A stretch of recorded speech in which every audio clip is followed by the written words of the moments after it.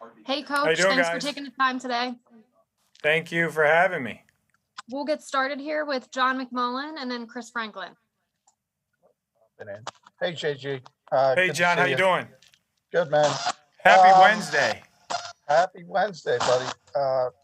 Initial 53 is there for you, so wanted to get your first impressions of your side of the football. Obviously, heavy on the defensive line. Are you comfortable with what you have and what you've seen through training camp? Yeah, very comfortable.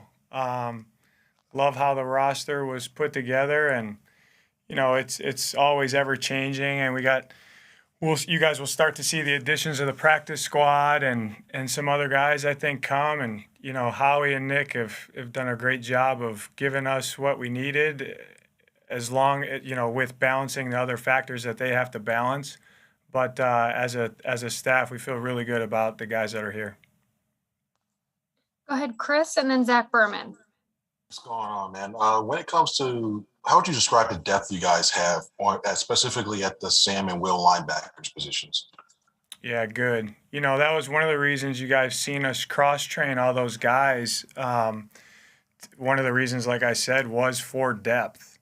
And, that entire room, all those guys can play multiple spots. So it's a good thing to have as far as when you go into a game, depending on the game plan, when you're putting it together. Okay, well, if this guy gets hurt, who's going in for him? If this guy gets nicked, do we have to slide this guy to another spot? So all those guys are cross-trained. Coach Rallis did a really good job with those guys of mixing and matching, and feel really good about their skill sets and how we're going to fit them in and piece them together with the game plan. Go ahead, Zach, and then Marcus Hayes. Hey, Jonathan, you've spent a past decade plus working under defensive coordinators. What have you learned about the job that you would only know sitting in the seat?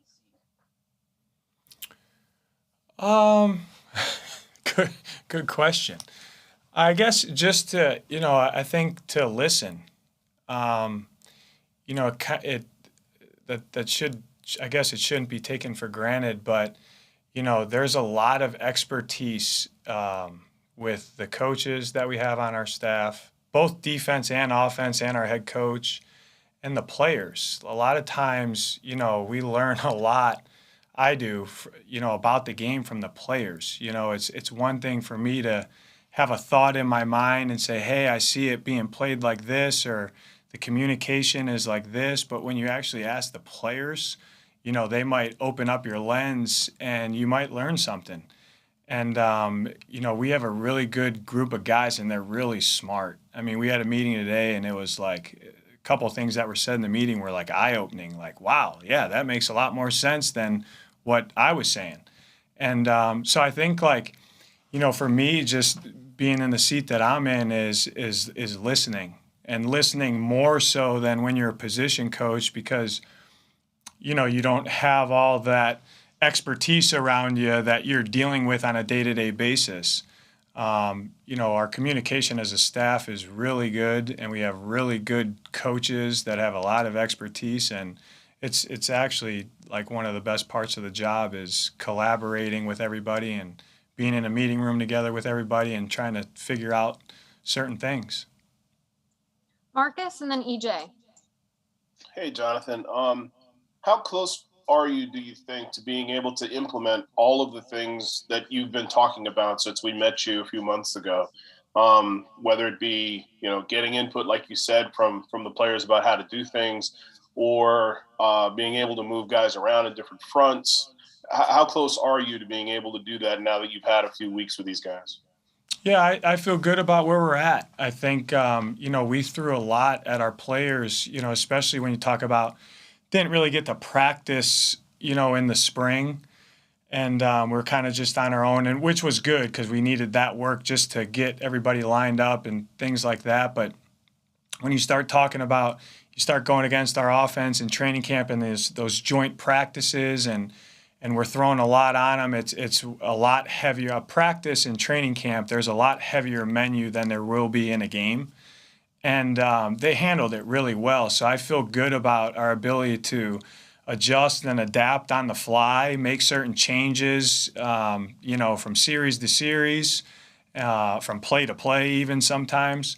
And it's really a credit to our guys because, we talk about those guys. We want them to be smart, and everyone in that room they have very good football character and mental makeup. And the other side of that too is we talked to them about being emotionally stable. And what I mean by that is, just because we have, we taught something a certain way, if we feel like that's not the best way to do it moving forward, we might want to tweak things or change things a little bit. And they have to be stable enough to say, okay, yeah, like this was the call, but we're going to change the call. And I think our players have done a great job with that. And they understand the why behind when we do change things. I think which helps them with that. But they've been an awesome group to work with. We've thrown a lot at them, and they've absorbed it all and executed at a very high level. Thank you. Go ahead, EJ, and then Jimmy. Hey, Jonathan, I wanted to ask you, Nick Sirianni mentioned his experience, going against Gardner Minshew the last couple of years. I wanted to know what it was like for you, as a defensive coach, game planning for him the last few years. Well, he presents a certain set of challenges when you're going against him for sure. He's mobile, he's accurate. He's a really good athlete. So we always had to be, aware of his skill set that's a little bit different than other quarterbacks. Each quarterback has a different skill set, and you just got to be aware of the challenges that who you're facing, what each guy presents. So I always thought pretty highly of him. Go ahead, Jimmy, and then Bo. Hey, Jonathan. I assume that you've already begun looking ahead to week 1. What stands out about Atlanta's offense? And then how do you prepare for a guy like Kyle Pitts, who obviously is a very talented kid, but you don't have any pro tape on him? Yeah, that's the first part of that question. Arthur Smith and I, we go back. We were on the same staff for a couple of years there in Tennessee, and their offensive coordinator as well, Dave Ragone, was on that staff. I actually went to high school and college with Dave Ragone, but who's their offensive coordinator. But they're smart. They're smart. They do a lot of good things, and they play to their players' strengths, I feel, and they don't. Arthur does a good job of keeping the quarterback out of trouble, and he's not going to ask his players to do something that is putting them in bad spots. So that presents a challenge because it makes you hard to defend when you do that. With Pitts, we watched all that college tape on all those DBs coming out, and he was a guy that was winning consistently versus all those DBs that I was watching, and he jumped out off the tape. I was like, who's this guy? And so it's going to be a challenge for us to figure out, and especially week 1, how they're going to deploy him, what they're going to do with him, what's it going to look like. But I feel good with, we haven't really started game planning for them right now, but just starting to watch some tape and, having gone against Arthur a couple of years there when I was in Indy and he was in Tennessee, we'll have a good plan. All right, we'll take 2 more here. So go ahead, Bo, and then Jeff Mosher. Hey, Jonathan, what has your relationship been like with Rodney so far? And in terms of getting the feedback from players and stuff, how long before, he's on the field will you get to sort of realize small little tweaks that you'll have to make on the defense based on what he prefers? Yeah, have a great relationship with Rodney. He's been a joy to be around. Like a lot of our vets, he's played at a very high level for a long time. And, the timetable on that, obviously I'll let, Nick and Howie kind of handle that. But excited to get him back into the mix.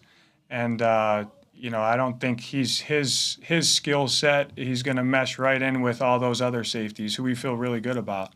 So it'll be good to get him back. But until then, we feel really good about the guys that are playing.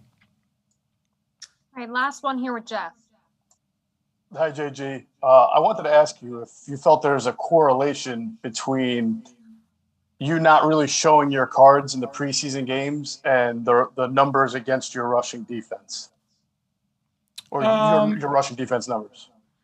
Yeah, I don't know if I'd say that because we've played some of our staples in preseason. I think that, when a team knows that you're only playing a couple calls, I think that it gives them the upper hand. But every day we're trying to get 1% better, and that involves playing blocks better, tackling better, inserting in the run game a little bit better.